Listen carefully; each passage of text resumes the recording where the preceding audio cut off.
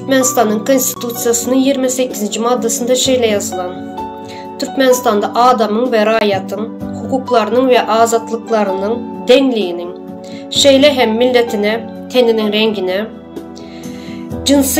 cinsine gelip çıkışına, emlak hem vezife yağdayına, yaşayan yerine, diline, dini garayışına, siyasi inam iktikadına ya da gayri yağdaylara qaramazdan adamın ve raiyatın kanunun ve kaziyetin önündeki dengliği kepillendirilyer. Şimdi şurada şu yazan, ona adam demeyem istemeyem. Şurada sen kanunu bozup suç işleyen, senin bu yazanın millet parazlığa girer. Kanunda millet parazlık edilmek olonok. Öyle mi?